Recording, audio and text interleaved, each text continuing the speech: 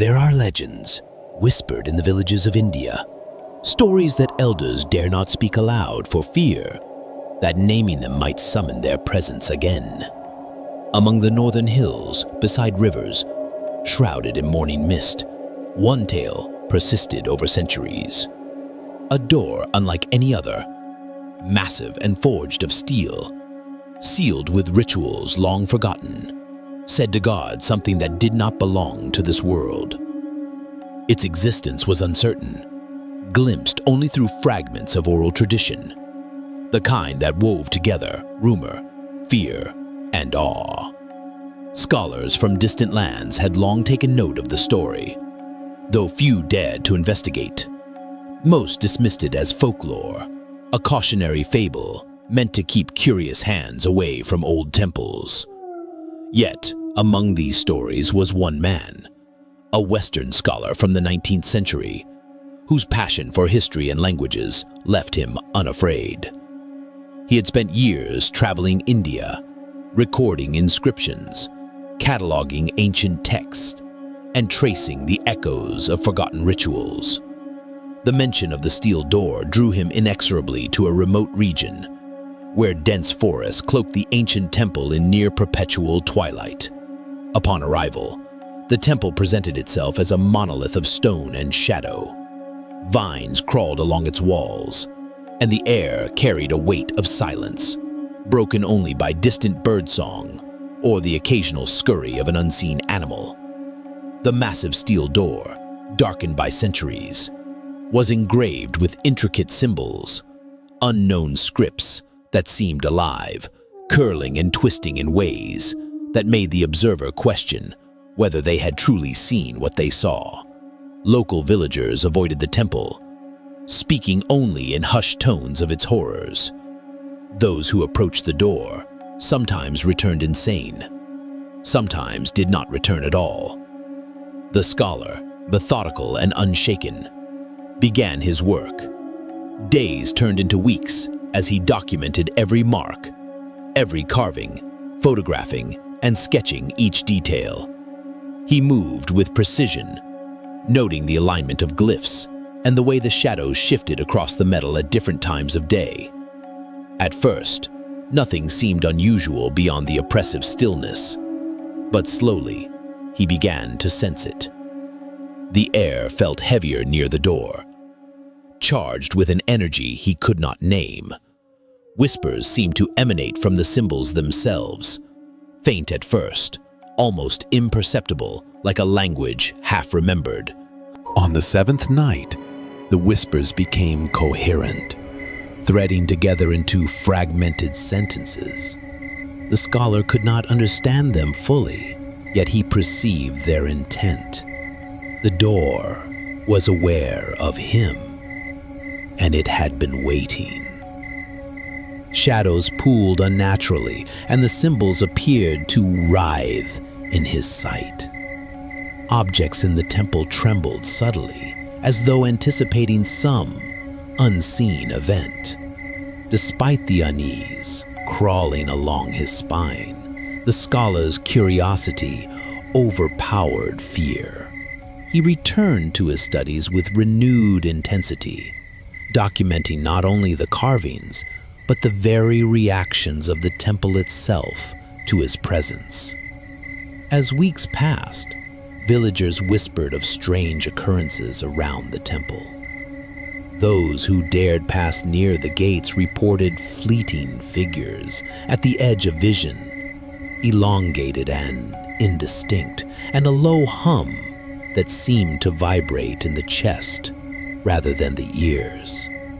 Some claimed they had glimpsed the scholar, standing motionless before the door, hands pressed to the cold metal, as though listening to a voice only he could hear. Others swore the symbols glowed faintly, pulsing with rhythm, as if the door's awareness extended beyond stone and steel, into the world itself.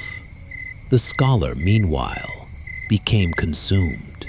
He took to sleeping in the temple, lighting small lamps to illuminate his notes. Nights were spent transcribing the glyphs, sketching shapes that appeared in the margins of the symbols, strange forms that resembled no earthly creature. Dreams began to infiltrate his waking mind. Long corridors lined with the same symbols, grotesque entities lurking just out of reach, their eyes like dark holes absorbing light and thought. He awoke trembling, the smell of damp stone and old metal lingering on his clothes, convinced the door had touched him even in his sleep. One evening, as the sun dipped behind distant hills, he noticed a subtle change. The glyphs on the steel door seemed to shift when unobserved. Patterns emerged where none had been, symbols coiled into new forms suggesting movement, intent. The whispers, once faint, grew stronger, filling his thoughts with a relentless insistence. Open, open, open. He recoiled at the words, yet a force deeper than reason drew him closer. It was not desire, but compulsion, a command issued directly to his mind. The door demanded not just observation, but participation. Despite every instinct warning him, the scholar reached out and pressed his hands against the cold metal. The door responded in a way that defied explanation. It vibrated slightly, almost imperceptibly at first, then with increasing intensity. The symbols writhed under his touch, and the air thickened, carrying a resonance that penetrated his very bones. Whispers multiplied, layering over themselves, becoming voices, all speaking in unison yet each distinct. You are ready. You must witness. You are chosen. The ground shivered beneath him. Shapes began to form from the shadows, humanoid but wrong. Elongated limbs, misshapen heads, eyes hollow and fixated on him. They were guardians, or perhaps observers, extensions of the door's will, waiting to see if he would survive the contact. He understood with chilling clarity that this was not hallucination, not imagination, but something real and sentient beyond his comprehension. The crack appeared imperceptibly at first, a thin line across the steel. It spread like ink in water, revealing darkness that was more than absence, alive, breathing, watching. The air that poured from the fissure was neither hot nor cold, but a consciousness, vast and alien, probing his mind. Every memory, every thought, every fear dissolved into the presence, and he realized he was not opening the door. The door was opening him, reshaping him into something beyond human comprehension. Then the crack widened, and from within spilled impossible light, colors never seen by mortal eyes, shadows moving independently, forming shapes that defied natural law. Whispers became voices, hundreds, thousands screaming names, recounting deeds, stripping bare the essence of all souls touched by the door. The village, the very earth itself, seemed to tilt toward the steel threshold, drawn into its orbit. The scholar's body collapsed, yet his mind remained tethered to the door. Through this awareness, he perceived the world warped. Streets became corridors, houses stretched like paper, and every living being became a character in the narrative unfolding from the door. The whispers promised continuity. All that was, all that will be is here, and you are the first to witness. As suddenly as it began, the chaos stilled. The door stood inert, indifferent, as though it had never moved. The scholar, or what remained of him, had vanished. Only the faint imprint of his presence lingered on the floor, etched in patterns mirroring the symbols on the door. Villagers who came later felt a chill in the air, glimpsed shadows at the corner of their eyes, and heard whispers emanating from empty hallways. They spoke in fear of a man who had approached the door and disappeared into knowledge not meant for the living. The legend persisted. The steel door remained sealed, patient as time itself, a guardian of something that should not exist. Those who sought it risked becoming part of its story, lost in the liminal space between understanding and oblivion.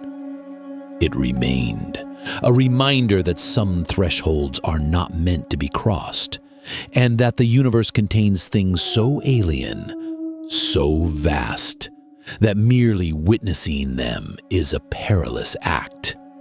And so the whispers endure, carried on the wind, through corridors of ancient temples and the imagination of the curious.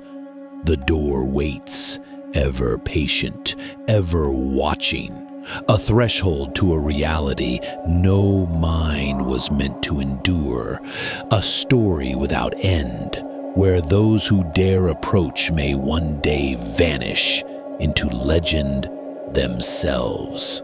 As the legend of the unopenable door drifts through time, the fate of the Western scholar remains a chilling reminder.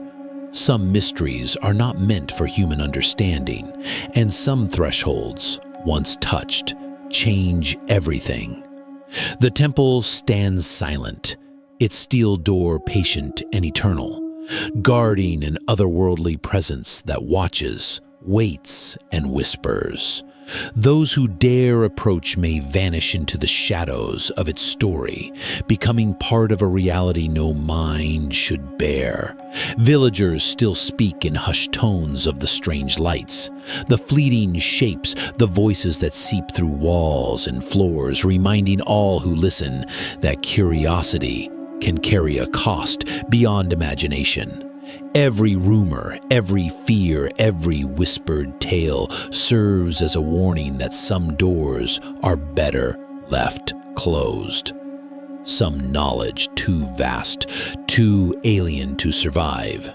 If you feel the chill creeping along your spine, if the shadows in your room seem just a little too deep, remember, the darkness is listening.